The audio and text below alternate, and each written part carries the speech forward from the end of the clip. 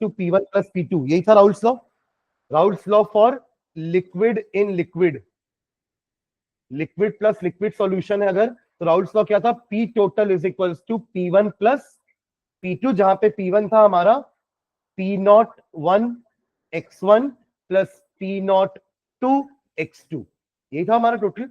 तो जो भी सॉल्यूशन इस राउल्स लॉ को फॉलो करेंगे उनको हम आइडियल सॉल्यूशन बोलते हैं, और जो नहीं करेंगे they will be known as non ideal solution. देखो कई बार क्या होता है कि दो सॉल्यूशन को मिक्स करने, दो चीजों को मिक्स करने पर जब हम सॉल्यूशन बनाते हैं तो क्या क्या मिक्स करते हैं, सॉल्यूट एंड सॉल्वेंट। तो उन दो चीजों को मिक्स करने पर ना उनका इंट्रैक्शन फोर्स कम या ज्यादा हो जाता है। मतलब आप सोचिए कि आप ए और बी को मिक्स कर रहे हैं, समझिए ना, आपके पास ए नाम का सॉल्यूट है, सॉल्यूट ए है, और सॉल्वेंट है आपके पास बी। इन दोनों को मिक्स करने वाले हैं अपन। ऑलरेडी सॉल्यूट के अंदर ए और ए के बीच में कुछ ना कुछ इंटरेक्टिव फोर्स होगा ना, ए और ए के बीच में कुछ ना कुछ इंटरेक्टिव फोर्स होगा पहले से ही, और बी और बी के बीच में भी कुछ ना कुछ इंटरेक्टिव फोर्स होगा, आपस में एक दूसरे को अट्रैक्ट कर रहे होंगे। मिलाने के बाद जब ए और बी बनेंगे, एक्चुअली केमिकल बॉन्डिंग नहीं हो रही है, मिक्स हो रहे हैं, पर तब भी दो मॉलिक्यूल्स के बीच में भी तो कुछ ना कुछ फोर्स ऑफ अट्रैक्शन होता है ना, जैसे कि van der Waals force of attraction, hydrogen bonding हो सकती है। मैं बॉन्डिंग बनाने की बात नहीं कर रहा हूं, हम इलेक्ट्रॉन का ट्रांसफर अगर की बात नहीं कर रहे, मिक्सचर्स पढ़ रहे हैं अपन, वी आर स्टडिंग सॉल्यूशन, हम बॉन्डिंग नहीं बना रहे हैं। आप समझ रहे हो मैं क्या बोलना चाह रहा हूं, पानी और कोई चीज हम मिक्स कर रहे हैं, इसका मतलब वो सॉल्यूशन बन रहे हैं। सॉल्यूशन केमिकली रिएक्ट नहीं करते हैं। जब आप पानी में शक्कर डालते हो तो शक्कर पानी के साथ रिएक्ट नहीं कर रही है, मिक्स हो रही है, यानी कि पानी के जो बीच में स्पेसेस होंगी ना, उन स्पेसेस को वो ऑक्यूपाई करती है। शक्कर पानी के साथ रिएक्ट करके कुछ नया नहीं बना रही है। सॉल्यूशंस एक फिजिकल चेंज से बनते हैं, केमिकल चेंज से नहीं। इतना क्लियर है आप लोग को? मतलब यहां पे इंट्रैक्शन का मतलब बॉन्डिंग नहीं है, ए और बी आपस में इलेक्ट्रॉन शेयर या लूज गेन करके बॉन्डिंग नहीं बना रहे हैं। Am I clear? आपस में इंट्रैक्शन का मतलब है कि van der Waals force of attraction हो रहा होगा, डाइपोल डाइपोल अट्रैक्शन हो सकता है, हाइड्रोजन बॉन्डिंग हो सकती है, इसको अपन कह रहे हैं इंटरेक्शन। तो हाइड्रोजन बॉन्डिंग कैसे होती थी याद करिए, एक वाटर और दूसरे वाटर के बीच में हाइड्रोजन बॉन्डिंग होती है ना, कैसे होती है, कुछ इस तरीके से। याद आ रहा हाइड्रोजन बॉन्डिंग, जहां पे कोई इलेक्ट्रॉन का लॉस गेन नहीं हुआ है, जस्ट बिकॉज कि ये पोलैरिटी था, partial positive partial positive partial negative, partial positive partial positive partial negative, तो ये पॉजिटिव और नेगेटिव के बीच में इंटरेक्शन हो रहा है। और डाइपोल डाइपोल इंटरेक्शन भी ऐसे ही होता है। लेट अस टेक HCl, ये एक HCl का मॉलिक्यूल है, ये रहा दूसरा HCl का मॉलिक्यूल, तो पॉजिटिव नेगेटिव ये एक डाइपोल है, पॉजिटिव और नेगेटिव ये दूसरा डाइपोल। डाइपोल समझना ना, two pole separated by a distance is a dipole. तो ये रहा two pole separated by a distance, dipole, और ये डाइपोल, इनके बीच का इंटरेक्शन। अब इसको हाइड्रोजन बॉन्डिंग मत बोला कि सर यहां भी तो हाइड्रोजन है। हाइड्रोजन सिर्फ तीन ही एटम के साथ हाइड्रोजन बॉन्डिंग बनाता है। कौन कौन से वो तीन atom? Oxygen, fluorine and nitrogen. जो तीनों उससे ज्यादा इलेक्ट्रोनेगेटिव भी है और साइज में ज्यादा बड़े भी नहीं है। इसके बाद का सल्फर, इसके बाद का क्लोरीन और इसके बाद का फास्फोरस, इनके नीचे ये ना सारे पीरियोडिक टेबल अगर आप याद करो तो ऑक्सीजन के नीचे सल्फर है, क्लोरीन के नीचे क्लोरीन है, और नाइट्रोजन के नीचे फास्फोरस है। ये तीनों भी हाइड्रोजन से इलेक्ट्रोनेगेटिव तो है ज्यादा, बट साइज में थोड़े बड़े होने के कारण हाइड्रोजन बॉन्डिंग नहीं बना पाते हैं। तो यहां पे क्या एग्जिस्ट करेगा? डाइपोल डाइपोल अट्रैक्शन, और यहां एग्जिस्ट कर रहा है हाइड्रोजन बॉन्डिंग। तो ये होता है attraction force between molecules. Am I clear? तो वही अट्रैक्शन फोर्स इनमें भी हो सकता है पहले से, और मिक्स होने के बाद भी हो सकता है, या हो सकता है पहले वीकर था, मिक्स होने के बाद थोड़ा स्ट्रॉन्गर हो गया। तो उस केस में क्या होगा पता है? इनका पहले से जो अट्रैक्शन फोर्स था, और अगर अब मिक्स होने के बाद अट्रैक्शन फोर्स ज्यादा हो गया, तो आप सोचिए ए और बी ज्यादा अट्रैक्टेड है, तो अब इवेपोरेशन या जो आपका जो चेंज हो रहा था ना लिक्विड से गैस, अब वो थोड़ा सा कम हो जाएगा, बिकॉज अट्रैक्शन फोर्स बढ़ गया है, तो उसके कारण वेपर प्रेशर कम हो जाएगा।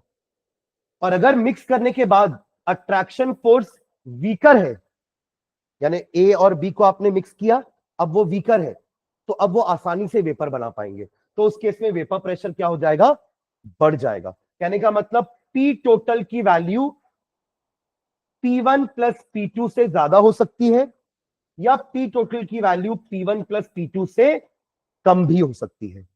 अगर इक्वल है तो ही हम बोलेंगे कि वो आइडियल इक्वेशन है, अदरवाइज वो क्या है, एक नॉन आइडियल सॉल्यूशन है। Am I clear? यानी कि ए और बी का जो पहले का इंट्रैक्शन है, मिक्स होने के बाद अगर वो इंट्रैक्शन अभी भी सेम है तो वो आइडियल सॉल्यूशन होगा। पर अगर मिक्स होने के बाद इंट्रैक्शन बढ़ गया है या इंट्रैक्शन कम हो गया है, उस केस में नॉन आइडियल सॉल्यूशन। एक एग्जांपल लेते हैं, C2H5OH, ये क्या होता है? What is C2H5OH? Ethanol. OH है ना, OH से क्या बोलते हैं अपन, अल्कोहल, और 2 कार्बन का, इसलिए क्या नाम हो जाएगा, इथेनॉल, राइट। इस इथेनॉल के मॉलिक्यूल्स के बीच में क्या होता है ना, हाइड्रोजन बॉन्डिंग होती है, C2H5OH। ऐसे ही एक और आपका C2H5OH होगा, तो उनके बीच में क्या हो जाएगी, इस तरीके से हाइड्रोजन बॉन्डिंग होती है। मतलब इथेनॉल अपने आप में क्या है, हाइड्रोजन बॉन्डेड रहता है, ठीक है। अब आपने इसमें एक ऐसा सॉल्यूशन डाल दिया, लेट्स से आपने इसमें डाल दिया क्लोरोफॉर्म, तो क्लोरोफॉर्म के साथ ये हाइड्रोजन बॉन्डिंग नहीं बना पाएगा, यानी कि ए इंटरैक्शन थोड़ा सा स्ट्रॉन्गर था, है ना। पर ए और बी को जब हमने मिलाया तो अब जो ए बी सॉल्यूशन बना है उसमें इंटरैक्शन थोड़ा वीकर हो गया। Am I clear? तो उस केस में क्या होगा, वीकर होने के कारण क्या होगा, ए और बी यानी कि इथेनॉल का एक मॉलिक्यूल और क्लोरोफॉर्म का एक मॉलिक्यूल आपस में उतना स्ट्रॉन्गर इंटरैक्टेड नहीं है जितना पहले इथेनॉल इथेनॉल थे। आप समझ रहे हो मैं क्या बोलना चाह रहा हूं? 2 इथेनॉल मॉलिक्यूल ज्यादा स्ट्रांगली अटैच थे, पर जब उनमें क्लोरोफॉर्म मिलाया गया ना, तो अब क्या होगा, उनके बीच की स्पेसेस में क्लोरोफॉर्म आएगा, तो अब इथेनॉल और क्लोरोफॉर्म के बीच का इंटरैक्टिव फोर्स वीकर है, यानी कि अब क्लोरोफॉर्म ज्यादा आसानी से और इथेनॉल ज्यादा आसानी से उड़ सकते हैं। उड़ सकते हैं मतलब इवेपोरेट हो सकते हैं, यानी कि वेपर प्रेशर बढ़ जाएगा। तो उस केस में टोटल वेपर प्रेशर जो है ना, वो दोनों के वेपर प्रेशर को ऐड करने पर ज्यादा आएगा, क्योंकि इंटरैक्टिव फोर्स कम हो गया है मिलाने पर। और वही अगर मिलाने पर इंटरैक्टिव फोर्स बढ़ जाता, यानी कि ए और बी का इंटरैक्टिव फोर्स स्ट्रॉन्गर हो जाता, तो अब अगर फोर्स स्ट्रॉन्गर है तो जल्दी इवेपोरेट थोड़ी ना होंगे, और जल्दी इवेपोरेट नहीं होंगे तो वेपर कम बनेंगे, वेपर कम तो वेपर प्रेशर कम। Am I clear? तो आपने जो ग्राफ पढ़ा था ना राउल्स लॉ का, ग्राफ कैसा था राउल्स लॉ का, याद करिए। ऐसा कुछ था, स्ट्रेट लाइन, ऐसा, एक ऐसा, और ये टोटल का लाइन, याद है? तो ये राउल्स लॉ का लॉ है, और ये आइडियल सॉल्यूशन यही लॉ फॉलो कर रहे हैं, तो उनका ग्राफ ऐसा होगा। अब अगर वो इसको फॉलो नहीं कर रहे हैं तो या तो वो इसके ऊपर होंगे या तो इसके नीचे होंगे। मतलब अगर आप आइडियल नहीं हो तो या तो आप आइडियल से बहुत अच्छे हो या तो आप आइडियल से बहुत बुरे हो, दो ही चीज पॉसिबल है ना। तो 2 टाइप के सॉल्यूशन होते हैं, non ideal solution showing positive deviation. Positive deviation मतलब जो हमने लेवल सेट किया है उससे अच्छा है तो पॉजिटिव डेविएशन, और अगर उससे बुरा है तो नेगेटिव डेविएशन। तो 2 टाइप के नॉन आइडियल सॉल्यूशन होते हैं, non ideal solution with positive deviation and with negative deviation. तो उनका ग्राफ कैसे बनेगा, ध्यान देना। ये तो मैं आपको राउल्स लॉ का ही ग्राफ बना रहा हूं पहले। अब इनका ग्राफ कैसे बनेगा विथ पॉजिटिव डेविएशन वाला, हम जितना एक्सपेक्ट किए थे उससे ज्यादा वेपर प्रेशर है, उससे ज्यादा वेपर प्रेशर है, उससे ज्यादा वेपर प्रेशर है, तो सारे ग्राफ अपने आइडियल वाले से ऊपर बनेंगे। और अगर नेगेटिव डेविएशन शो करेगा तो सारे ग्राफ अपने आइडियल वाली लाइन से नीचे की तरफ बनेंगे, तो वो हो जाएगा positive deviation and negative deviation. ठीक है, एक और चीज समझिएगा कि ये तो अपन इंटरेक्शन की बात कर लिए, एक और समझना delta V mixing. Delta V mixing का मतलब क्या समझना, मान लीजिए आपने एक सॉल्यूट लिया जो 50 सेंटीमीटर क्यूब था, उसका वॉल्यूम कितना था, 50 सेंटीमीटर क्यूब। आपने सॉल्वेंट भी इतना ही लिया, 50 सेंटीमीटर क्यूब। दोनों को मिक्स करने पर 100 सेंटीमीटर क्यूब अगर होता है तो वो कहलाएगा आइडियल सॉल्यूशन। मतलब उसके वॉल्यूम में मिक्सिंग होने के बाद चेंजेस नहीं होने चाहिए, ऐसा नहीं कि मिक्सिंग होने के बाद 80 हो गया या 120 हो गया।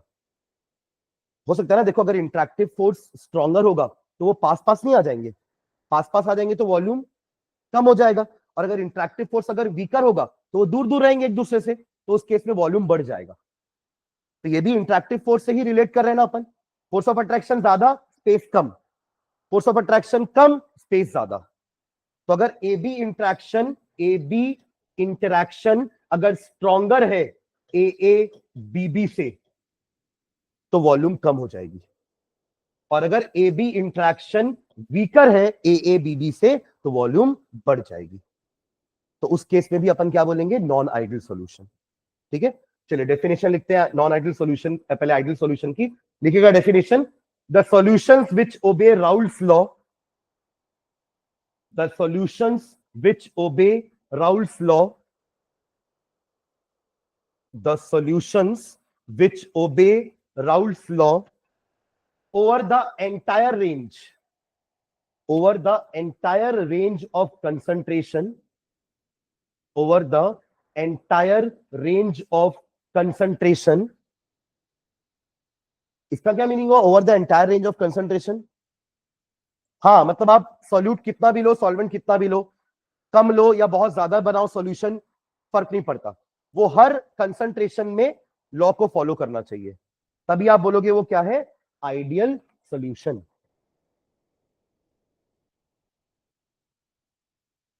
ठीक है, जनरली क्या होता है ना, जो नेचर में एक जैसे होते हैं ना, वो आइडियल सॉल्यूशन बना सकते हैं। ठीक है, बट वो भी सब रेंज के लिए नहीं, कुछ स्मॉल क्वांटिटी के लिए वो आइडियल सॉल्यूशन की तरह बिहेव कर सकते हैं। प्रैक्टिकली कोई भी सॉल्यूशन आइडियल नहीं होता। हाँ, स्मॉल क्वांटिटी में वो आइडियल बिहेव कर सकते हैं, बट जहां उनकी लार्ज क्वांटिटी बनाया आपने, वो नॉन आइडियल हो जाएंगे। ठीक है, ये क्लियर है, दो लाइन ये वाली। The solutions which obey Raoult's law over the entire range of concentration are known as ideal solutions. ठीक है, इसी को अपन एक और तरीके से डिफाइन कर सकते हैं, या इसकी प्रॉपर्टी समझ लीजिए कि आइडियल सॉल्यूशंस की दो इंपॉर्टेंट प्रॉपर्टी होती है। एक तो उनका एंथैल्पी चेंज नहीं होता, यानी कि डेल्टा एच मिक्सिंग भी zero and delta V mixing भी जीरो। कहने का मतलब दोनों को मिक्स करने पे ना हीट रिलीज होगी, ना हीट एब्जॉर्ब होगी, ना एंडोथर्मिक ना एक्सोथर्मिक। तो delta V mixing and delta H mixing zero, इसको भी लिख लीजिए। देखिए, ideal solution have two important properties, other काट सकते हो।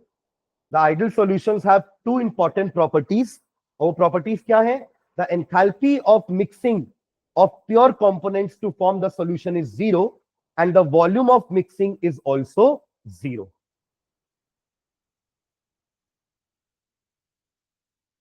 The enthalpy of mixing of the pure components to form the solution is zero, यानी कि delta H mixing zero. Delta मतलब चेंज होता है ना, कि मिक्स करने से पहले उनका एच क्या था, मिक्स करने के बाद भी एच वही है, तो चेंज क्या हो जाएगा, जीरो।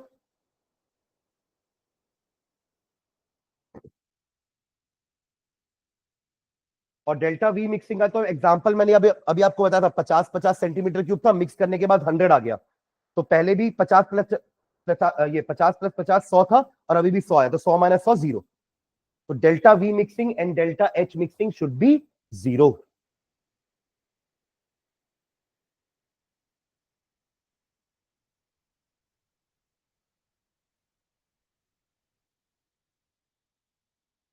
ठीक है, और लास्ट की 3 लाइन में भी इन्हीं दोनों का मीनिंग लिखा हुआ है।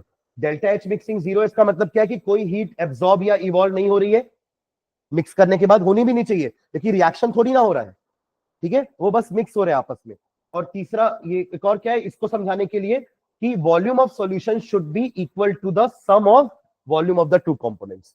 आपने 50 सेंटीमीटर क्यूब या 50 ml सॉल्यूट लिया, 50 ml सॉल्वेंट लिया, तो मिक्स होने के बाद 100 होना चाहिए, कम होकर के 90 ml या 110 ml नहीं होना चाहिए। ठीक है, लिख लो इसको भी, ये इन्हीं दोनों का मीनिंग है।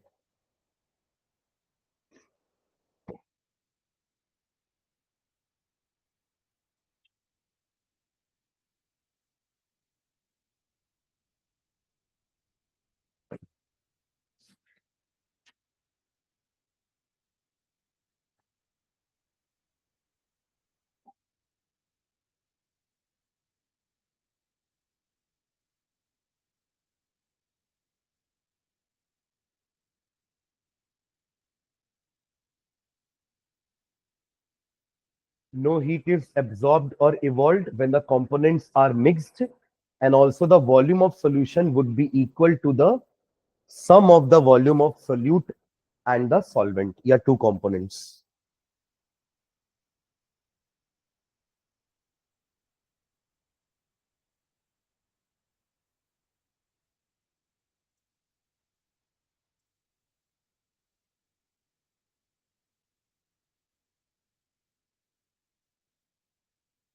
चलिए आगे बढ़े. एक तरीका और, वो अपने अभी ए बी बी के बारे में बात नहीं करी ना, उससे भी अपन डिफाइन कर सकते हैं आइडियल सॉल्यूशन को कि ए इंटरेक्शन बी इंटरेक्शन के बराबर होना चाहिए ए बी इंटरेक्शन. बराबर है तो कोई दिक्कत नहीं है. देखो बराबर होगा तभी तो D delta V mixing zero हुआ ना, वरना मैंने आपको बताया ना कि अगर अट्रैक्टिव फोर्स ज्यादा हो गया तो उनका वॉल्यूम कम हो जाएगा, और अट्रैक्टिव फोर्स अगर वीकर हुआ तो वॉल्यूम बढ़ सकता है. तो ये भी लिख लो मॉलिक्यूलर लेवल वाला कि at molecular level ideal behavior of the solution can be explained by considering two components A and B. ये solute होगा, ये solvent होगा. In pure component, the intermolecular attractive interaction will be of type AA and BB, और बनने के बाद type हो जाएगा AB. और अगर ये दोनों इक्वल होते हैं तो it leads to ideal solution. ठीक है, शॉर्ट वे में भी लिख सकते हो. अगर आपको ये समझ में आ गया है तो आप लिख सकते हो कि late A and B be two components. ऐसे भी लिख सकते हो, लिख लो let A and B be two components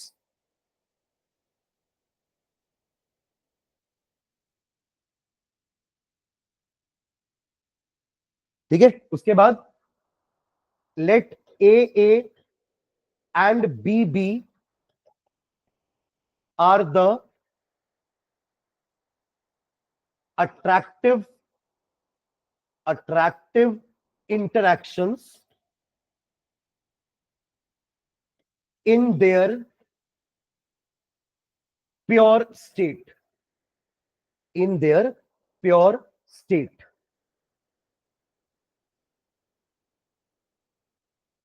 और let AB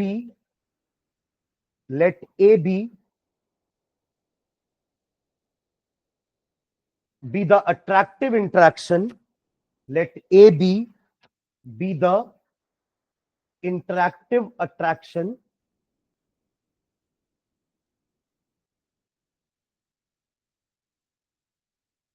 in solution state. वो प्योर स्टेट था, ये सॉल्यूशन स्टेट है. Let A B be the attractive interaction in solution state. ठीक है, अब इतना बड़ा सेंटेंस की जगह अपन सीधा लिख सकते हैं फॉर आइडियल सॉल्यूशन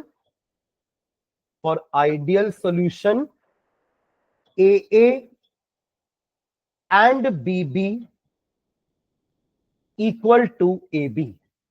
ये इसी का मीनिंग है, समझ रहे हैं क्या?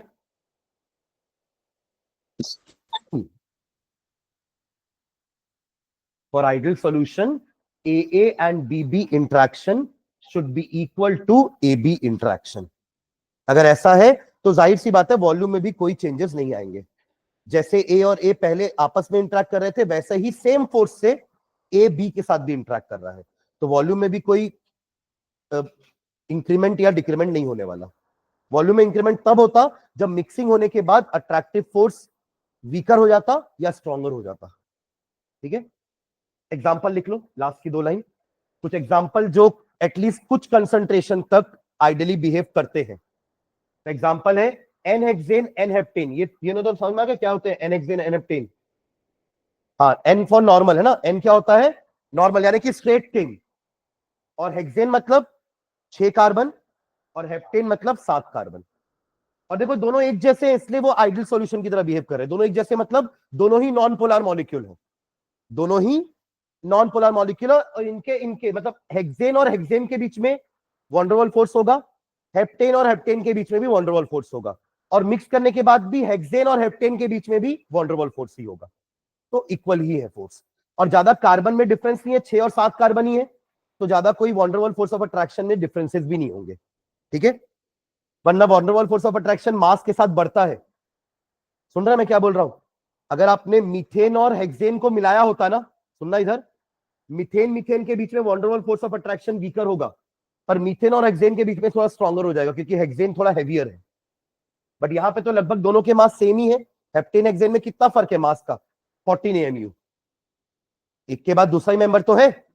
CH2 का डिफरेंस है 12 2 14, 14 ही का तो मास का डिफरेंस है, ज्यादा डिफरेंस भी नहीं है मास का, तो इनका लगभग अट्रैक्टिव फोर्स सेम रहेगा। एक और एग्जांपल लिखेंगे, bromoethane and chloroethane. Bromoethane and chloroethane, इसका भी नाम, इसका भी फॉर्मूला समझ में आ गया क्या होगा? ब्रोमोइथेन, इथेन C2H5Br और ये C2H5Cl, ये भी दोनों एक जैसे ही हैं लगभग, है ना। और लास्ट बेंजीन एंड टोलुइन, ये क्या होते हैं? हाँ, C6H6 इज बेंजीन, वही आपका हेक्सागोनल रिंग है ना, जिसमें alternate single and double bonds हैं। ये आपका बेंजीन कहलाता है C6H6। और इसी का एक हाइड्रोजन हटा करके अगर मैं इसमें लगा दूं एक CH3 तो ये हो जाएगा टोलुइन, मिथिल बेंजीन। क्या बोलेंगे? मिथिल बेंजीन। हो गए, तीनों एग्जांपल लिख लिए, ठीक है। चलो इसका नेक्स्ट देखते हैं, non ideal solution. Non ideal solution, non ideal solution. तो आइडियल नॉन आइडियल दोनों को अपन तीन डेफिनेशन दे सकते हैं। तीनों डेफिनेशन समझ में आ गई क्या क्या थी? एक तो राउल्स लॉ वाली, दूसरी वो delta V mixing delta H mixing वाली, और तीसरी मॉलिक्यूलर इंट्रैक्शन वाली। सुन रहे हैं क्या? पहले राउल्स लॉ के लिए डिफाइन करते हैं, फिर से पहले आइडियल सॉल्यूशन को डिफाइन कर रहा हूं ना, ध्यान से सुनना। Those solutions which obey Raoult's law for the entire range of concentration is ideal solution, पहली definition. Second definition, those solution in which delta V mixing and delta H mixing are zero are ideal solution. And third definition, those solution in which AA interaction and BB interaction is equal to AB interaction. तो ये तीनों ही definition ideal solution की है। इसी तरीके से अपन non ideal solution को भी तीन तरीके से डिफाइन कर सकते हैं। The one which do not obey Raoult's law, non ideal. The one in which delta V mixing and delta H mixing is not equal to zero, यानी वो या तो पॉजिटिव होगा या तो नेगेटिव होगा। And the third is AA interaction and BB interaction is not equal to AB interaction are non-ideal solutions. समझ गए तीनों डेफिनेशन? चलिए देखो, पहला, when a solution does not obey Raoult's law over the entire range of concentration, then it is called non-ideal solution. When a solution does not obey Raoult's law over the entire range of concentration, then it is called non-ideal solution. Then it is called non-ideal solution.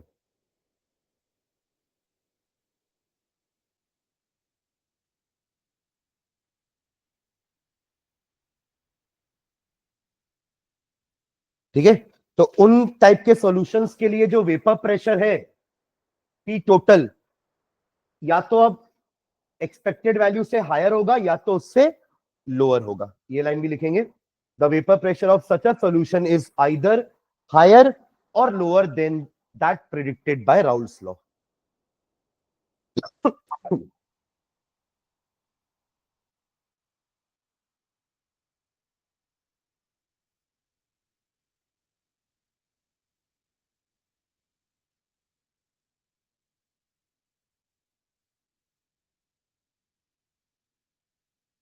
कौन सा case ideal solution है तीनों में? ये वाला, ये ideal solution की property है, और ये दोनों नॉन आइडियल की। उसमें भी ये वाला पॉजिटिव डेविएशन और ये वाला नेगेटिव डेविएशन पढ़ेंगे इसके बाद उसके टाइप्स भी, क्योंकि अब अपने पास हायर लोअर दोनों आ रहा है ना। उधर भी डेल्टा वी मिक्सिंग जीरो नहीं है तो पॉजिटिव होगी या तो नेगेटिव होगी, दोनों चीज आ रही है। डेल्टा एच मिक्सिंग भी पॉजिटिव होगी या तो नेगेटिव हो सकती है अगर जीरो नहीं है तो। और इंट्रैक्टिव फोर्स भी अगर बराबर नहीं है तो कम भी हो सकता है, ज्यादा भी हो सकता है। तो हर केस में दो पॉसिबिलिटीज आ रही है, इसलिए नॉन आइडियल सॉल्यूशन दो टाइप के होते हैं। सुन रहे हैं क्या? Higher and lower, delta H mixing zero नहीं है तो पॉजिटिव होगी या नेगेटिव होगी, डेल्टा एच मिक्सिंग भी जीरो नहीं है तो पॉजिटिव होगी या नेगेटिव होगी। और इंट्रैक्टिव फोर्स भी अगर बराबर नहीं है ए बी बी का ए बी के साथ, तो या तो कम होगा या तो ज्यादा होगा। तो हर केस में दो दो पॉसिबिलिटीज आ रही है ना। तो दो टाइप के नॉन आइडियल सॉल्यूशन हो जाएंगे, ठीक है। तो लिख लो, नीचे दोनों टाइप का नाम लिखा हुआ है। इफ इट इज हायर, अगर पी टोटल P1 P2 से हायर आ रहा है तो उसको अपन क्या बोलेंगे, पॉजिटिव डेविएशन। और अगर पी टोटल P1 P2 से कम आ रहा है तो उसको अपन बोलेंगे negative deviation. It exhibits positive deviation, it exhibits negative deviation.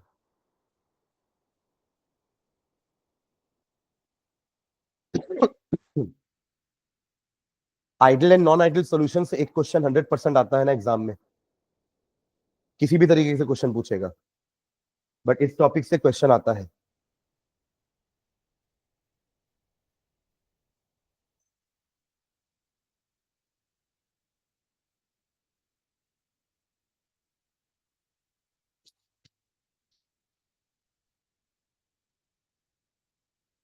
बड़े आगे, ये दोनों के graph, positive deviation, negative deviation. अब देख रहे हो, ये जो डॉटेड लाइन बनी हुई है ये आपका राउल्स लॉ है, और ये जो सॉलिड लाइन बनी है ये हमारा इसका ग्राफ है। तो रेफरेंस के लिए बनाए हैं उसको अपन कि रेफरेंस से ऊपर है, रेफरेंस से नीचे है, positive deviation and negative deviation. बना लीजिए दोनों ग्राफ आजू बाजू में ही।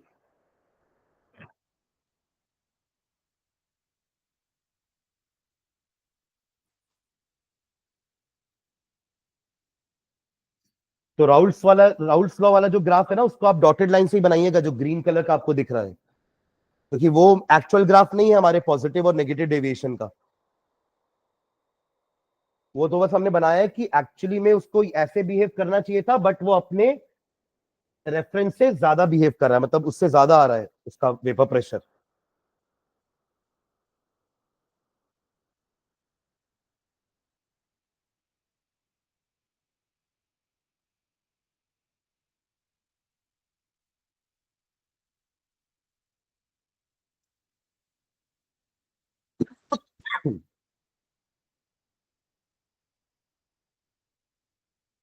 अगेन ध्यान रखेंगे कि ये दोनों को ऊपर नीचे बनाना है ना, मैंने उस दिन भी बताया था कि एक ही लेवल पे नहीं हो सकते दोनों।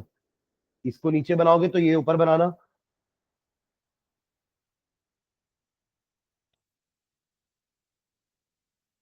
स्ट्रेट लाइन भी सॉलिड बना रहा है, स्ट्रेट लाइन तो डॉटेड बनाना है ऐसे, फिर उसके ऊपर से ऐसे या फिर ऐसे ले जाना है। नहीं तो वो मेन ग्राफ है ना भाई, हम किसके लिए ग्राफ बना रहे हैं, नॉन आइडियल सॉल्यूशन के लिए। तो मेन ग्राफ कौन सा है हमारा, ये जो ब्लैक लाइन दिख रही है आपको वो हमारा मेन ग्राफ है। जो डॉटेड लाइन दिख रही है वो तो आइडियल सॉल्यूशन का ग्राफ है ना। और हम किसका ग्राफ बना रहे हैं, non ideal solution with positive deviation, non ideal solution with negative deviation का ग्राफ बना रहे हैं।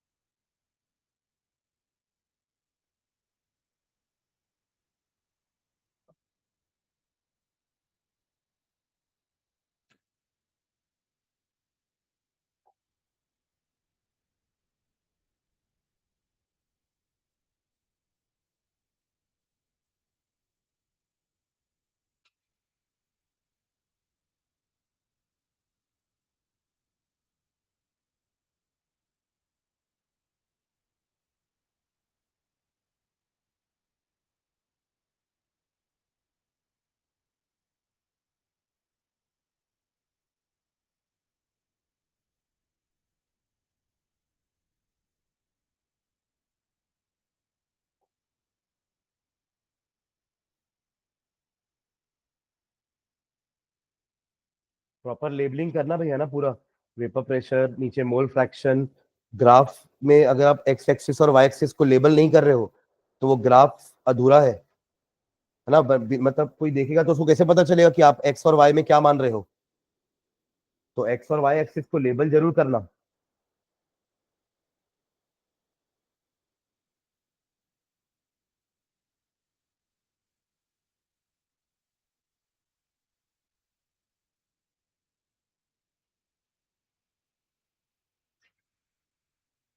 दोनों के नीचे नाम लिख देना उसका ना। ये क्या होगा?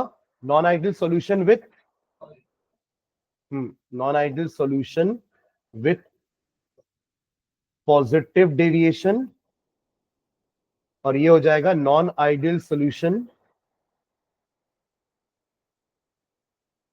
With negative deviation.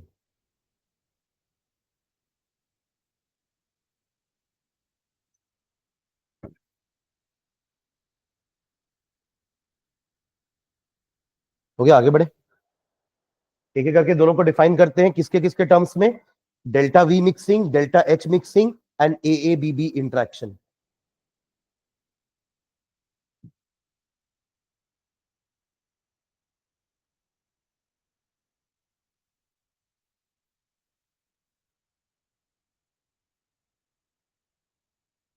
ठीक है, लिख लो पहले positive deviation from Raoult's law, या non ideal solution with positive deviation, positive deviation from Raoult's law.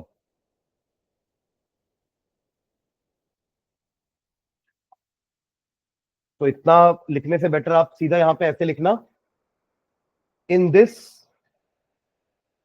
Delta we mix greater than 0, delta H mix greater than 0। ठीक है, देखो डेल्टा वी मिक्सिंग का मतलब, ग्रेटर देन 0 का मतलब क्या है?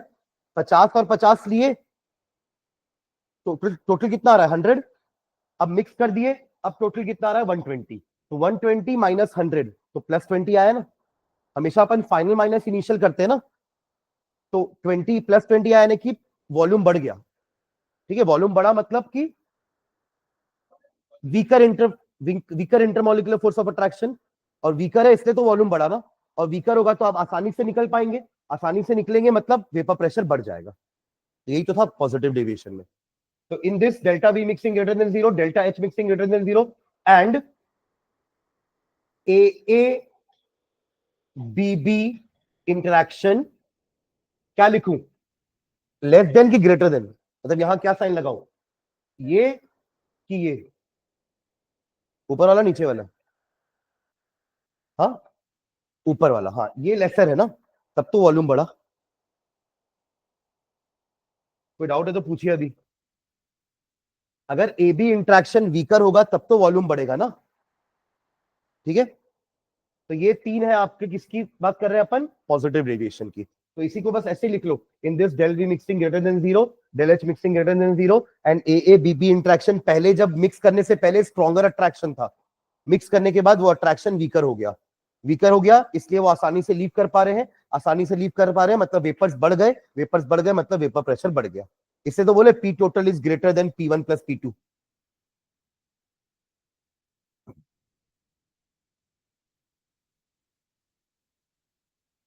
लास्ट की 3 लाइन एक बार पढ़ लो, लिखो मत भले।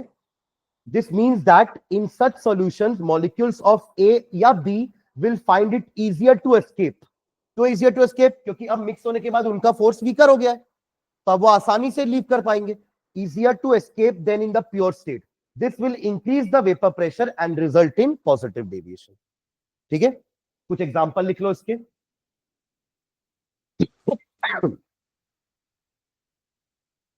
Mixture of ethanol and acetone. Acetone क्या होता है? हाँ, कीटोन। पर एसीटोन का फॉर्मूला पूछ रहा हूं मैं, या उसका मुझे आईयूपीएसी नेम बता दो, क्योंकि एसीटोन तो कॉमन नेम है। हाँ, प्रोपेन, वाह। अरे प्रोपेनॉन भाई, प्रोपेन तो एल्केन हो गया ना, वो कीटोन बोल तो दिया, तो क्या होगा ये? प्रोपेनॉन। It is propanone. किसी को फॉर्मूला पता है?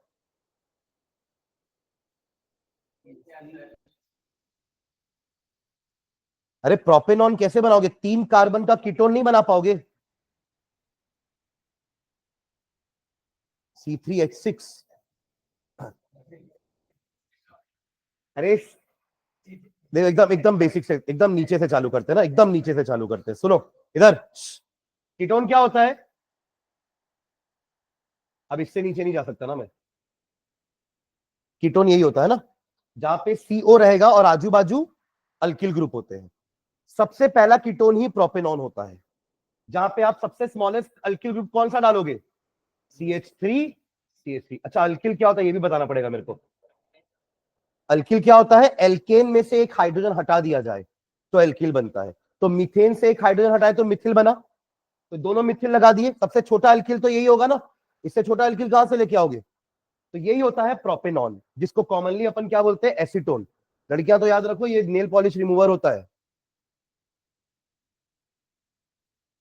ठीक है। तो एसीटोन और इथेनॉल को मिक्सचर जब आप बनाओगे ना, तो इथेनॉल के बीच में हाइड्रोजन बॉन्डिंग है। एक इथेनॉल अभी बना के दिखाया था ना, इथेनॉल और इथेनॉल के बीच का हाइड्रोजन बॉन्डिंग। पर जैसे ही आपने एसीटोन बीच में डाला ना, तो वो हाइड्रोजन बॉन्डिंग ब्रेक हो गई। प्लस इसके साथ कोई ज्यादा अट्रैक्टिव फोर्स नहीं बना पा रहा इथेनॉल, इसलिए वीकर हो गया फोर्स ऑफ अट्रैक्शन। मतलब attraction force between ethanol and ethanol was stronger, but attraction force between ethanol and acetone is weaker. A B interaction weaker है, ए ए इंट्रैक्शन स्ट्रॉन्गर था, ठीक है। उसका रीजन पूरा यहाँ पे लिखा हुआ है, नहीं पूरा लिखना है ये वाला। अनदर एग्जांपल में सिर्फ नाम लिख के छोड़ देना, पर ये वाला तो पूरा समझो कि कैसे हो रहा है। कि in pure ethanol molecules are hydrogen bonded. Pure ethanol के, एक इथेनॉल का पूरा ग्लास में सारे के सारे मॉलिक्यूल्स आपस में हाइड्रोजन बॉन्डेड थे। ऑन एडिंग एसीटोन, हमने एसीटोन डाल के क्या कर दिया? उसके मॉलिक्यूल्स के बीच में चला गया एसीटोन, इथेनॉल के बीच बीच में चला गया और उनके हाइड्रोजन बॉन्ड को डिस्टर्ब कर दिया उसने, the host molecule, and break some of the hydrogen bonds between them. Due to weakening of interaction, solution show positive deviation from Raoult's law. एक और एग्जांपल इसका लिख लेंगे, कार्बन डाइसल्फाइड एंड एसीटोन। कुछ एग्जांपल और लिख रहा हूं ना, दो चार एग्जांपल याद रखना।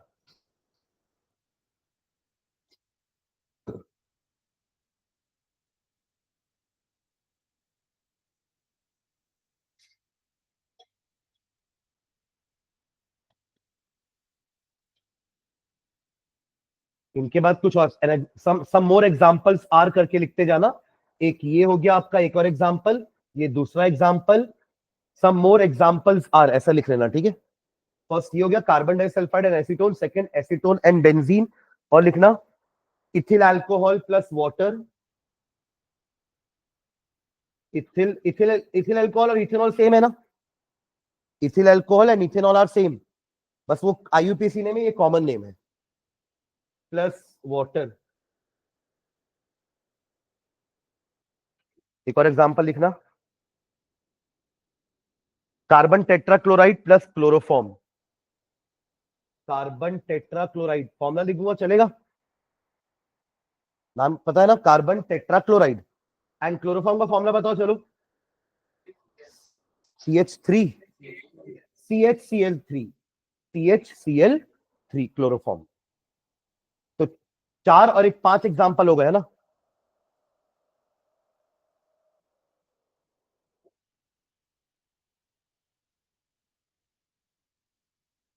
हो गया। ये सब जो बता रहा हूं ना एक्स्ट्रा, इसको कहीं ना कहीं लिख लिया करो, कि हमको नहीं याद है, हमको पता नहीं है, हमको ये चीज 11th की थी कि एसीटोन प्रोपेनॉन ऐसा होता है, कीटोन, कहीं तो भी ऊपर मार्जिन में लिख लिया करो।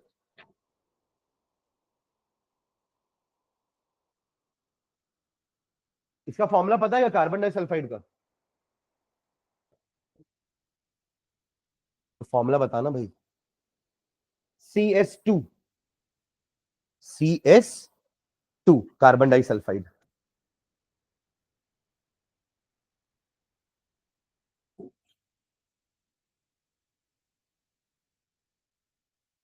हो गया, आगे बढ़े।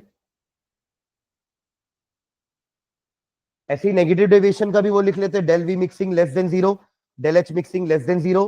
फिर इंट्रैक्टिव फोर्स बढ़ जाएगा, A B interaction stronger than A B B, जिससे अब ए और बी आसानी से निकल नहीं पाएंगे।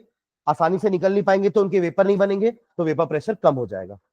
तो P total less than P1 plus P2, negative deviation.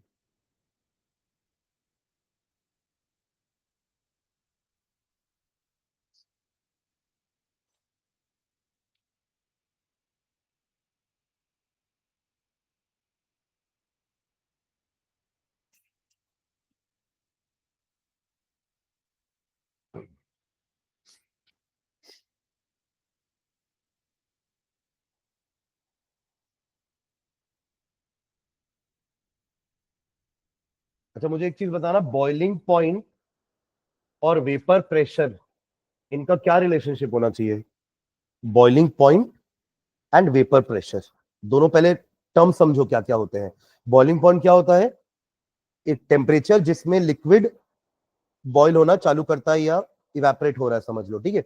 और वेपर प्रेशर आपको पता है कि जितने ज्यादा वेपर होगा उसके कारण प्रेशर होगा। तो अब ये कैसे रिलेटेड होना चाहिए? मतलब एक एग्जांपल, अगर किसी लिक्विड का बॉइलिंग पॉइंट कम है, मेरे पास दो लिक्विड है, एक का बॉइलिंग पॉइंट कम है, दूसरे का ज्यादा है, तो वेपर प्रेशर किसका ज्यादा होगा?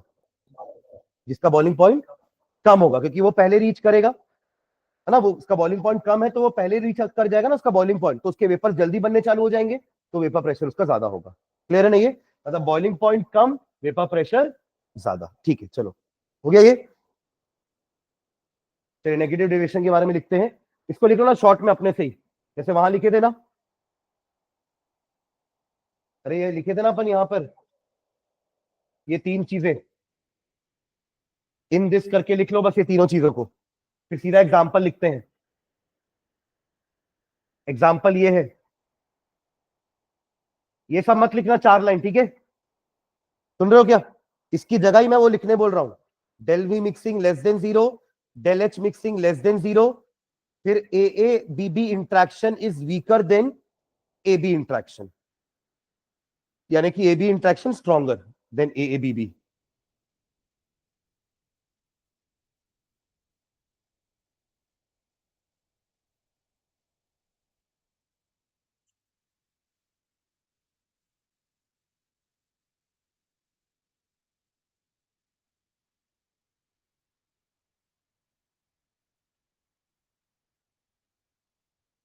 एग्जाम्पल पूरा लिख लेना, और इसके अलावा कुछ और एग्जाम्पल यहाँ पे लिख रहा हूँ। ये क्लोरोफॉर्म एसीटोन तो है, ये फर्स्ट हो गया। सेकेंड, थर्ड, इसमें भी दो तीन एग्जाम्पल और लिख रहा हूँ, उसको भी लिख लो। नेगेटिव डेविएशन,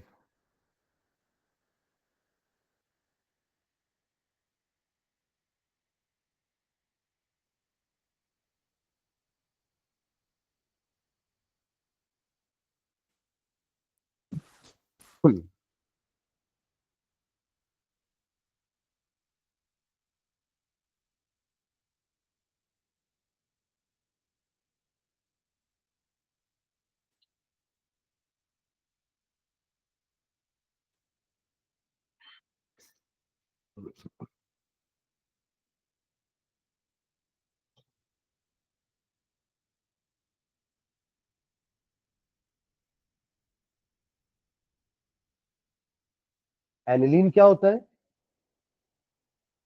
हाँ, और फिनॉल OH, मतलब बेंजीन रिंग ही, ये बेंजीन के ही दोनों कंपाउंड है ना। बेंजीन रिंग में ही हमने अगर ऊपर में OH लगा दिया तो वो फिनॉल होता है, और ऊपर पे NH2 लगा दिया तो वो एनिलीन होता है। ठीक है, नहीं याद होगा तो ऊपर कहीं बना लेना डायग्राम, दोनों के नाम लिख लेना, फिनॉल है ये और ये है aniline. Benzene and it's derivatives, ये बेंजीन के डेरिवेटिव है दोनों।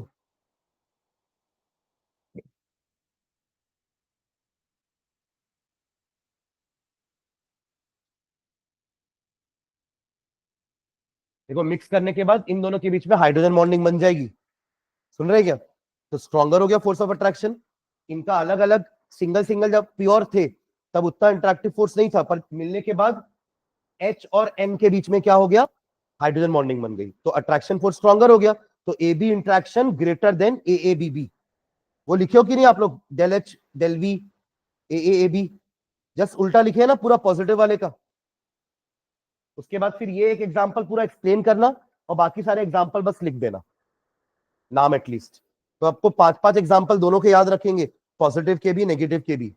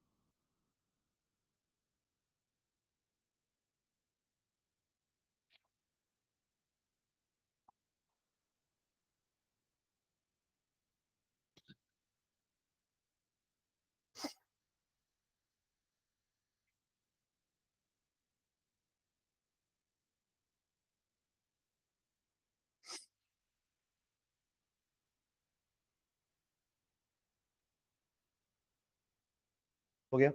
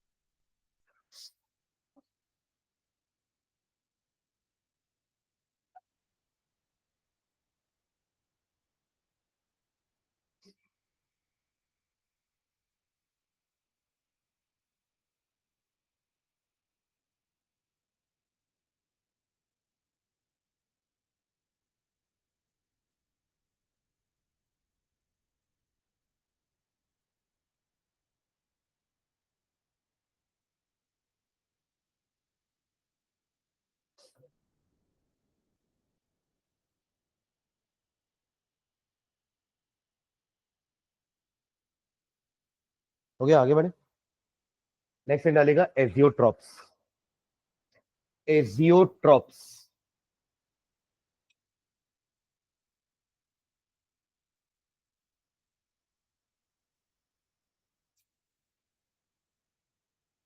ठीक है। एजियोट्रॉप्स क्या होते हैं समझना है यहाँ पे। अब तक देखो हम जो मिक्सचर्स पढ़ते थे उसकी एक प्रॉपर्टी होती थी कि दोनों कंपोनेंट अपने अपने बॉइलिंग पॉइंट पे बॉईल होते थे, है ना। जैसे आप मान लीजिए आपने अल्कोहल और वाटर का मिक्सचर बनाया, ये अपन क्लास 9th में थोड़ा बहुत पढ़ते थे कि अगर आपने एक अल्कोहल और वाटर, दो मिसिबल लिक्विड्स ले लिए, इनको सेपरेट कैसे करोगे? Distillation, fractional distillation, right. कि आप दोनों को हीट करना चालू करोगे, पहले अल्कोहल का बॉइलिंग पॉइंट रीच होगा तो अल्कोहल वेपराइज होके बाहर, लिविंग बिहाइंड वाटर। दोनों के बीच में कम से कम 20-25 डिग्री का डिफरेंस होता था बॉइलिंग पॉइंट का, तो दोनों सेपरेट हो सकते थे। बट एजियोट्रॉप एक ऐसे मिक्सचर्स होते हैं जो एक पर्टिकुलर कॉम्पोजिशन में ना कंपाउंड की तरह बिहेव करते हैं, प्योर सब्सटेंस की तरह। जैसे वाटर प्योर सब्सटेंस है ना, तो उसका बॉइलिंग पॉइंट फिक्स है, वैसे ही ये मिक्सचर्स भी एक पर्टिकुलर कॉम्पोजिशन में मिक्सचर कंपाउंड की तरह बिहेव करने लगता है, यानी कि दोनों कंपोनेंट एक साथ बॉईल होंगे। तो उस केस में आप फ्रैक्शनल डिस्टिलेशन से भी उस मिक्सचर्स के कंपोनेंट्स को अलग नहीं कर सकते। क्यों? क्योंकि वो दोनों एक ही पॉइंट पे बॉईल कर रहे हैं, ठीक है। तो उस टाइप के मिक्सचर्स को हम एजियोट्रॉप्स बोलते हैं। और ये जनरली कौन शो करते हैं? नॉन आइडियल सॉल्यूशंस ही एजियोट्रॉप्स बन सकते हैं। वो भी कौन सी कॉम्पोजिशन पे? ग्राफ को एक बार समझते हैं, इन दोनों ग्राफ को देखना ध्यान से फिर से। ये आपका मैक्सिमम बॉइलिंग, मतलब ये आपका किसका ग्राफ है? पॉजिटिव डेविएशन वाला, और ये वाला नेगेटिव डेविएशन वाला। आप पॉजिटिव डेविएशन वाले ग्राफ को ध्यान से देखना, एक पॉइंट ऐसा आ रहा है जहां पर वेपर प्रेशर सबसे ज्यादा मैक्सिमम है, और यहां पे जो डिक्रीज हो रहा है, एक पॉइंट ऐसा आ रहा है जहां पे वेपर प्रेशर सबसे मिनिमम है। देख रहा है यहाँ पे, देखो ना, यहां से ऐसे डिक्रीज होते हुए आ रहा है, यहां फिर वो उठ रहा है, राइट ग्राफ।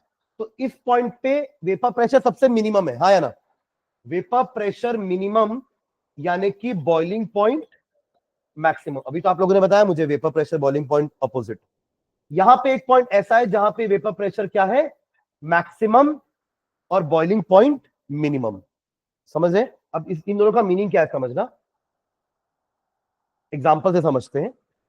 पहले आप पॉजिटिव डेविएशन वाला एक एग्जांपल लेते हैं। Let's take example of water and ethanol, ठीक है। हमने इसका कॉम्पोजिशन कैसे लिया है? 95.3% आप अल्कोहल लोगे और बचा कुछ 4 पॉइंट समथिंग परसेंट पानी लेंगे। इस कॉम्पोजिशन में जब आप दोनों को मिक्स करोगे, सुन रहे? अल्कोहल 95.37%, बचा कुछ 4 पॉइंट समथिंग परसेंट वाटर, आप दोनों को मिक्स कर दिए, तो ये बनेगा पॉजिटिव डेविएशन वाला सॉल्यूशन। और अब देखो, वाटर का बॉइलिंग पॉइंट कितना होता है? 373, और अल्कोहल का बॉइलिंग पॉइंट होता है 351.3 केल्विन। ये दोनों का इंडिविजुअल बॉइलिंग पॉइंट है। पर जब आपने इन दोनों का मिक्सचर बनाया इस कॉम्पोजिशन में, तो दोनों एक साथ बॉईल होंगे, वो भी किस टेम्परेचर पे? दोनों से कम के टेम्परेचर में। देखो ना कि क्या है टेम्परेचर? 351.15, जो टेम्परेचर दोनों के बॉइलिंग पॉइंट से कम है। इसका बॉइलिंग पॉइंट 373 है और इसका बॉइलिंग पॉइंट 351.3 है, जबकि ये किस पे हो रहा है बॉइल? 351.15। यानी कि ये कहलाते हैं मिनिमम बॉइलिंग एजियोट्रॉप। एजियोट्रॉप क्यों कहलाए? क्योंकि ये बॉयल एक ही टेम्परेचर पर हो रहे दोनों, इसलिए एजियोट्रॉप। मिनिमम बॉइलिंग क्यों? क्योंकि दोनों का बॉइलिंग पॉइंट से भी कम बॉइलिंग पॉइंट पे दोनों बॉइल हो रहे हैं, इसलिए मिनिमम। तो पॉजिटिव डेविएशन वाला मिनिमम बात की थी ना अभी अपन, पॉजिटिव डेविएशन वाले में क्या आ रहा था? मिनिमम बॉइलिंग पॉइंट आ रहा था। देखिए पॉजिटिव डेविएशन में अपन ने क्या बात की थी अभी, कि इसका बॉइलिंग पॉइंट क्या रहेगा? मिनिमम। यहां पे क्या बोले थे? Vapour pressure minimum, boiling point maximum. Vapour pressure maximum एक पॉइंट पे, तो वहां पे बॉइलिंग पॉइंट मिनिमम। उसी पॉइंट पे आपका सॉल्यूशन एजियोट्रॉप की तरह बिहेव करता है, जब उसका वेपर प्रेशर मैक्सिमम है, बॉइलिंग पॉइंट मिनिमम है। और मिनिमम वैल्यू क्या होती है? दोनों के बॉइलिंग पॉइंट से minimum value. Am I clear? एक और एग्जांपल देखो इसी का, इन दोनों को ले लो। ये रहा आपका acetone, this is acetone, COCH3 twice, ketone, propanone और कार्बन डाइसल्फाइड। ये एग्जांपल था हमारा पॉजिटिव डेविएशन का। इन दोनों को जब इस कॉम्पोजिशन में लेते हैं, 67% कौन है? CS2, बचा हुआ 33% एसीटोन। जब आप इन दोनों को मिक्स करोगे तो अगेन देखो दोनों के बॉइलिंग पॉइंट्स कितने कितने हैं। एसीटोन का बॉइलिंग पॉइंट होता है 329.25 केल्विन, और कार्बन डाइसल्फाइड का बॉइलिंग पॉइंट होता है 319.25। पर इनका मिक्सचर कितने में बॉइल हो रहा है? 312, जो इन दोनों से कम है। Minimum boiling azeotrope. तो पॉजिटिव डेविएशन वाले किस टाइप का एजियोट्रॉप बनाते हैं? Minimum boiling azeotrope. और जस्ट अपोजिट होता है नीचे। नेगेटिव डेविएशन में एक पॉइंट ऐसा आएगा जहां पे वेपर प्रेशर सबसे मिनिमम है, वेपर प्रेशर मिनिमम मतलब बॉइलिंग पॉइंट मैक्सिमम, और उसी वक्त वो मिक्सचर एजियोट्रॉप की तरह बिहेव करेगा। एग्जांपल H2O एंड HCl, दोनों का बॉइलिंग पॉइंट 373 एंड 188 केल्विन, पर मिक्सचर का बॉइलिंग पॉइंट दोनों से ज्यादा है, मैक्सिमम बॉइलिंग एजियोट्रॉप। समझ रहे हैं क्या? तो इस पर्टिकुलर कॉम्पोजिशन पे ही ऐसा होता है, your mixture starts behaving like a pure substance, compound. क्योंकि कंपाउंड का बॉइलिंग पॉइंट फिक्स होता है, मिक्सचर का बॉइलिंग पॉइंट फिक्स नहीं होता। अब अलग अलग कंपोनेंट अपने अपने बॉइलिंग पॉइंट पे बॉइल होते थे। आज तक हम ऐसे ही पढ़ते थे, क्योंकि हम आज तक एजियोट्रॉप नहीं पढ़े थे। बट एजियोट्रॉप वो मिक्सचर्स होते हैं जो एक प्योर सब्सटेंस की तरह बिहेव करते हैं एट अ पर्टिकुलर कॉम्पोजिशन। ठीक है, चलिए इसका डेफिनेशन लिख लो, बस इतना ही लिख लो। और एग्जाम्पल के लिए एक एक एग्जाम्पल बस लिख लेना दोनों का। ठीक है, क्या बस जल्दी लिखो ना definition. Some liquids on mixing form azeotropes which are binary mixture. Binary mixture क्यों बोल रहे हैं? कि दो चीजों को मिला करके बनाए हैं, बाइनरी मिक्सचर्स।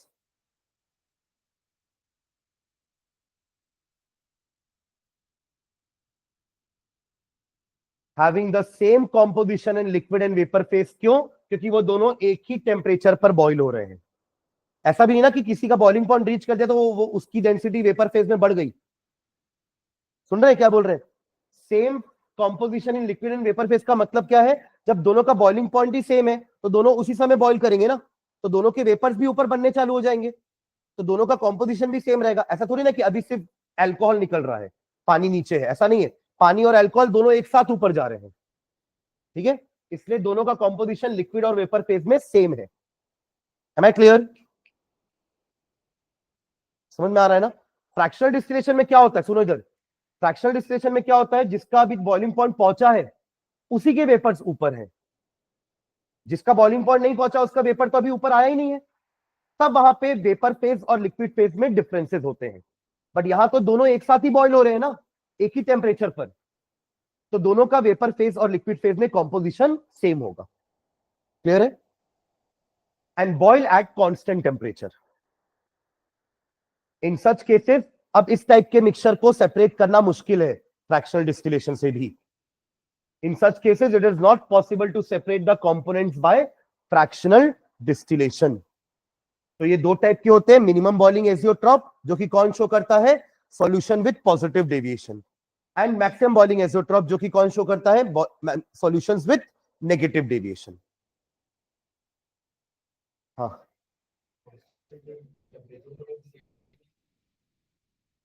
सेम भी लिख सकते हैं।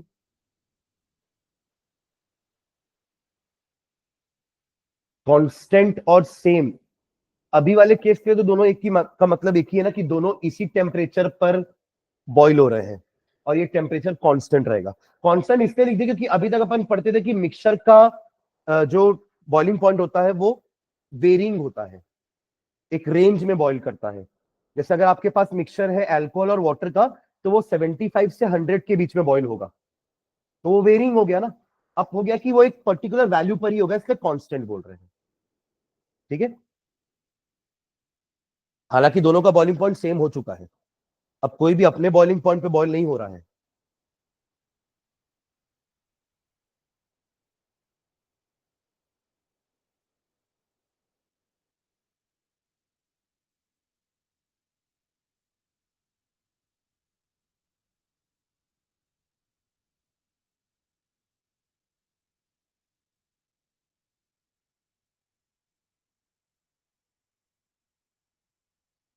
इसको याद रखने का तरीका भी ना, पॉजिटिव डेविएशन में मिनिमम बॉइलिंग एजोट्रॉप और नेगेटिव डेविएशन में मैक्सिमम बॉइलिंग एजोट्रॉप।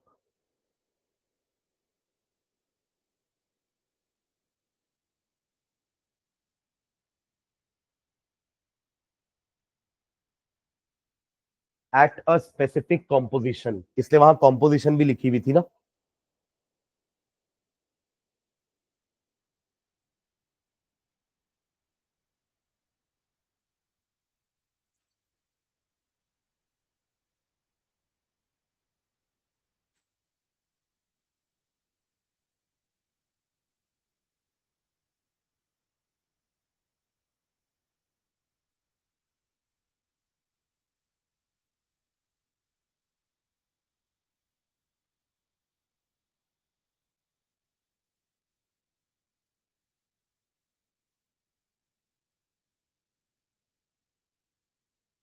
इसी की अपोजिट लाइन क्या होगी? The solution which show a large negative deviation from Raoult's law form maximum boiling azeotrope at a specific composition. समझ गए?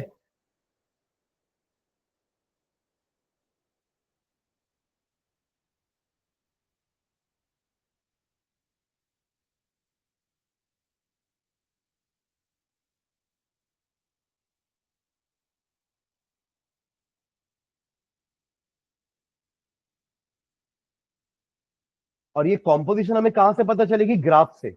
आप देखो ना, ग्राफ में हमारे पास एक्स एक्सिस में क्या होता है? Mole fraction.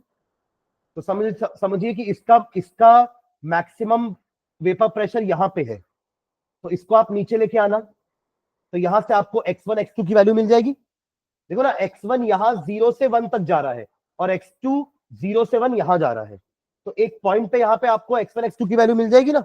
वही तो कॉम्पोजिशन है दोनों का, कि x1 कितना है और x2 कितना है। ठीक है,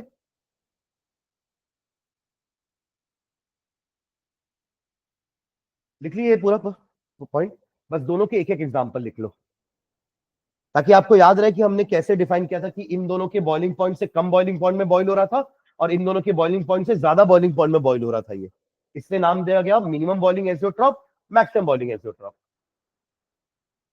तो एक एग्जांपल अपने से ही लिख लो, H2O C2H5OH, कॉम्पोजिशन है परसेंटेज ऑफ बी। ये किसका परसेंटेज दिया हुआ है आपको? बी का। तो ए का ऑटोमेटिकली 100 माइनस कर देना, तो ए का परसेंटेज आ जाएगा, और दोनों का बॉइलिंग पॉइंट लिखना और एजियोट्रॉप का बॉइलिंग पॉइंट लिखना।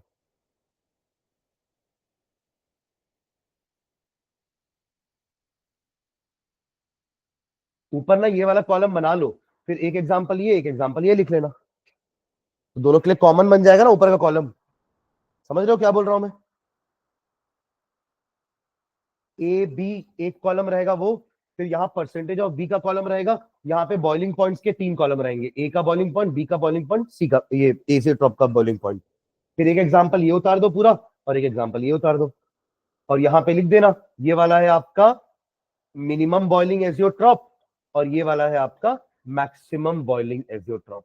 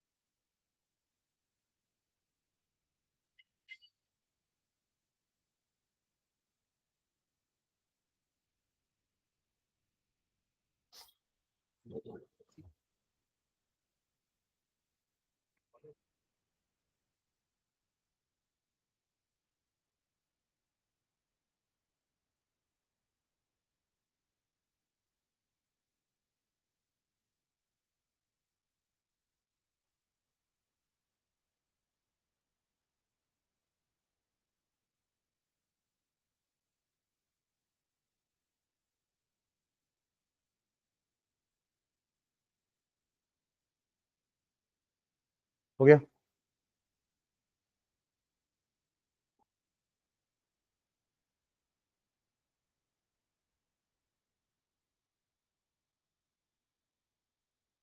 इसका हमारा एक टॉपिक बचा है, कॉलिगेटिव प्रॉपर्टी। इसको चालू करने से पहले, इसको नेक्स्ट क्लास में चालू करेंगे, एक क्वेश्चन करेंगे पर अभी।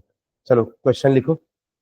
ये अपना वेपर प्रेशर के ऊपर क्वेश्चन ना, वही relative lowering of vapour pressure. क्या फॉर्मूला था आयुष, याद है क्या? Gupta, relative lowering of vapour pressure. अच्छा, relative lowering of vapour pressure होता क्या, समझा जल्दी से। इधर इधर 2 लाइन में हिंदी में चलेगा। हम्म। नहीं, फॉर्मूला नहीं, मेरे को थोड़ा कंसेप्ट समझा दे कि sir relative lowering of vapour pressure क्या होता है। क्वेश्चन है, बस इतना ही क्वेश्चन है। लोअरिंग क्यों हुआ था?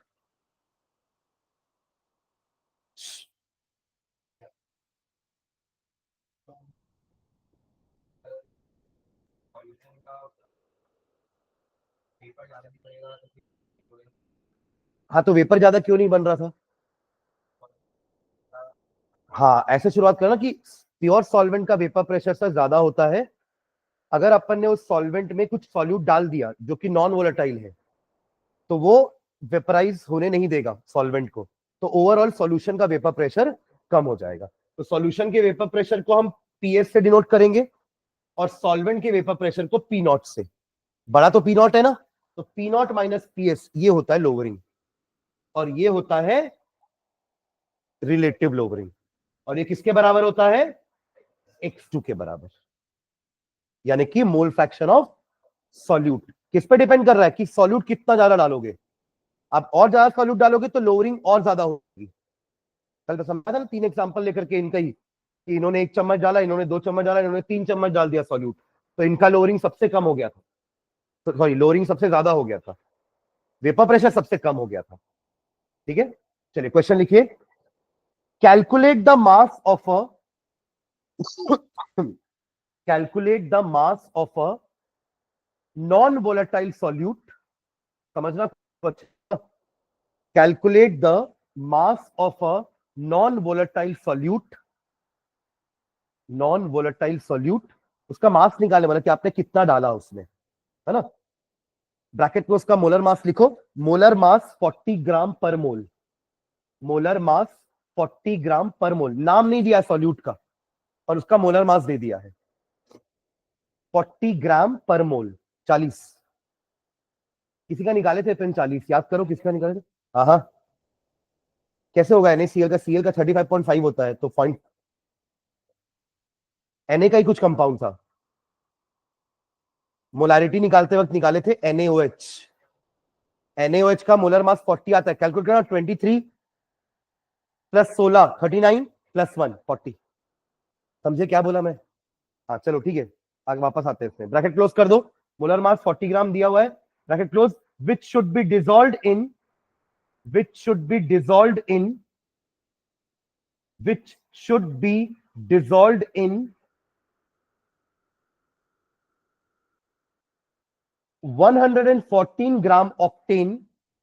114 114 ग्राम ऑक्टेन। ऑक्टेन क्या होता है? हाइड्रोकार्बन है, एल्केन है, 8 कार्बन वाला। C8 C8 H18 double plus 2। CnH2n+2 था ना। जनरल फॉर्मूला क्या था? CnH2n+2। तो C अगर 8 है तो H कितना हो जाएगा? 8 इंटू 2 16, 16 प्लस 2 18, ऑक्टेन। ठीक है चलो। हाँ, 114 gram octane to reduce its vapour pressure to 80%। to reduce its vapor pressure to 80%. To reduce its vapor pressure to 80%. Vapour pressure को रिड्यूस करना है, 80% तक लाना है. मतलब अगर वेपर प्रेशर 1 है तो उसको 0.8 लाना है. रिड्यूस टू 80% बोला, रिड्यूस बाय 80% नहीं बोला है. दोनों में फर्क है ना. आप बोलो कि रिड्यूस टू 80 मतलब 100 से घट के अब 80 लाना है, और रिड्यूस बाय 80 बोलोगे मतलब 100 से 20 आना. बाय और टू में फर्क है ना. क्लियर है. तो रिड्यूस टू 80% मतलब अगर पहले से वेपर प्रेशर P0 है तो सॉल्यूशन का वेपर प्रेशर कितना होना चाहिए, 0.80 या 0.80 इंटू P0. ये सॉल्यूशन का वेपर प्रेशर हो जाएगा. समझ में आया क्या लिखा है. अगर vapour pressure of pure solvent P0 है तो इसका 80% कितना होगा. अरे इसी को आप 80% निकालने के लिए क्या करोगे, 80 इंटू 80 बार 100 करोगे तो कितना आएगा, 0.8 P0 होना चाहिए. इतना कम हो जाए, मतलब 100 है तो 80 हो जाए.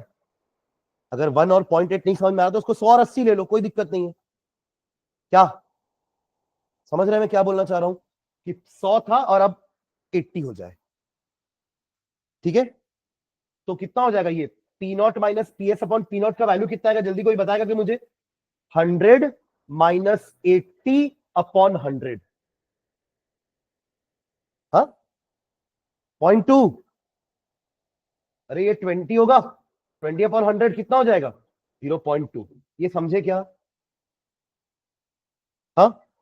और अगर ये समझ में नहीं आया तो P0 minus 0.80 P0 upon P0.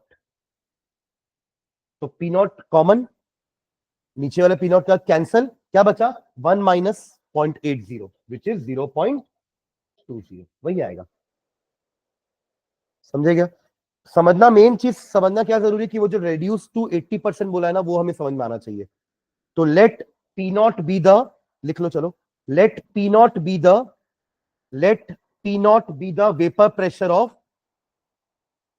let P0 be the vapor pressure of pure octane.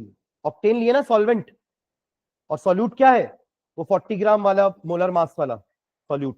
वो पता नहीं कितना डाले हैं, वो कितना डाले यही तो निकालना है.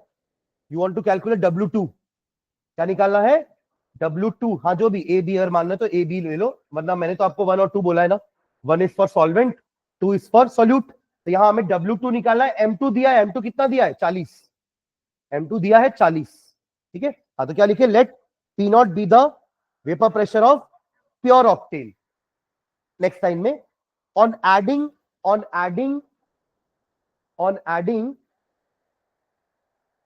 a non-volatile solute, on adding a non-volatile solute, the vapor pressure got reduced to 80%. ये तो दिया हुआ है क्वेश्चन में. On adding a non-volatile solute, the vapor pressure got reduced to 80%, not by 80%. दोनों में डिफरेंस समझ में आ गया ना. Reduced to 80%. Therefore, PS is equals to, कितना, 80% of P0, which will be what, 0.80 P0. 0.80 P0. Done. अब हमारा फॉर्मूला क्या है, what is the formula, relative lowering of vapor pressure, which is P0 minus PS upon P0 is equals to X2.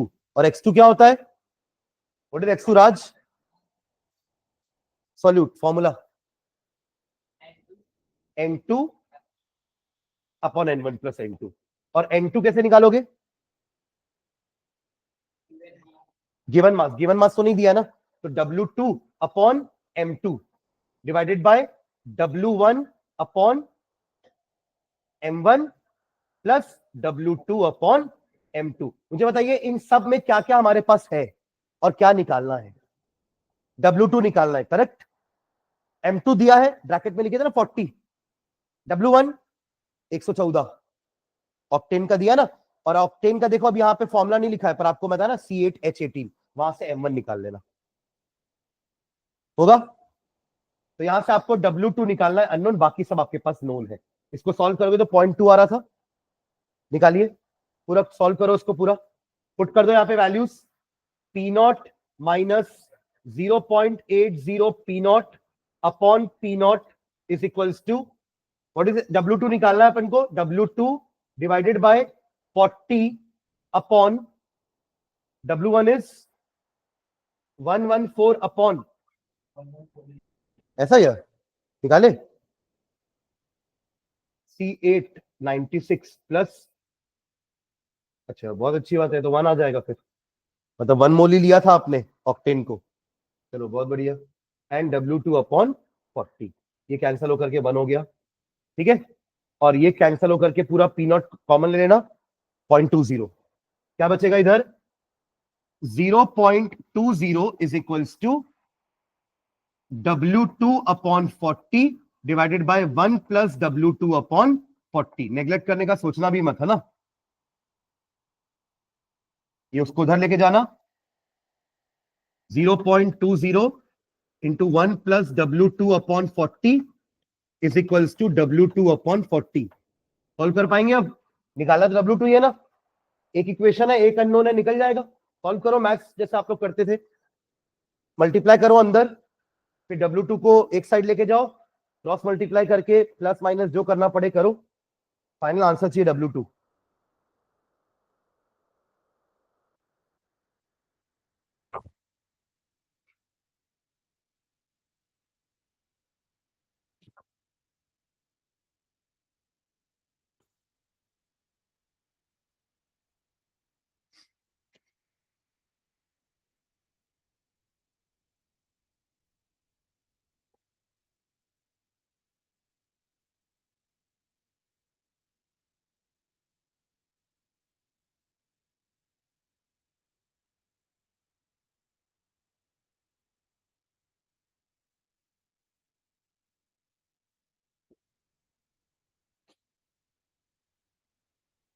800 कैसे आ रहा है, 10 आएगा, हाँ, कैलकुलेटर से निकाला,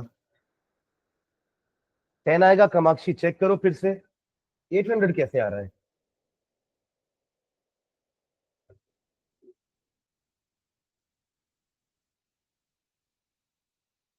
देखो यहाँ पे ही आप एलसीएम लेके 40 कैंसिल कर दो, फिर W2 को एक साइड लेके जाओ और डिवाइड कर दो 0.2 से, जो भी आएगा आंसर।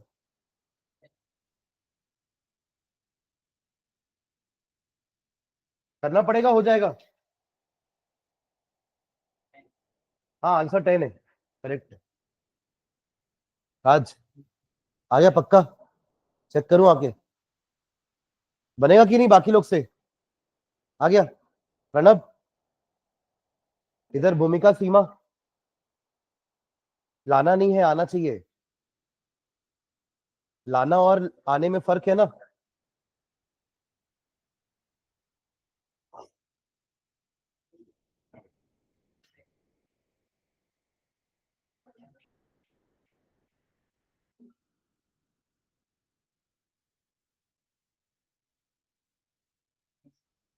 किया है कि नहीं किया है,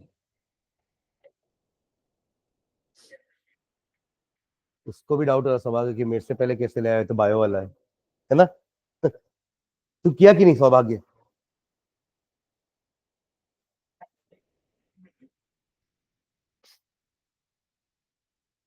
सीमा बताओ, करना है कि हो जाएगा, हो गया।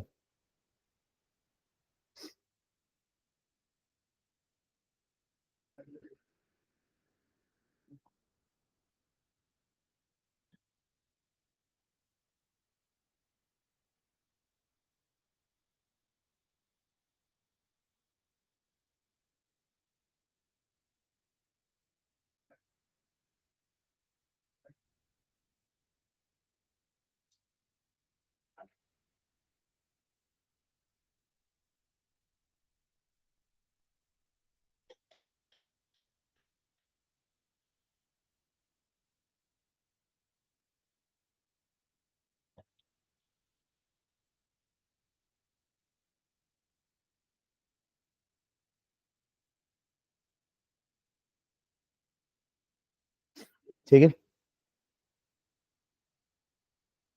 ठीक है, चलो बाकी नेक्स्ट क्लास में करते हैं। कॉलिगेटिव प्रॉपर्टी चालू करेंगे नेक्स्ट क्लास में।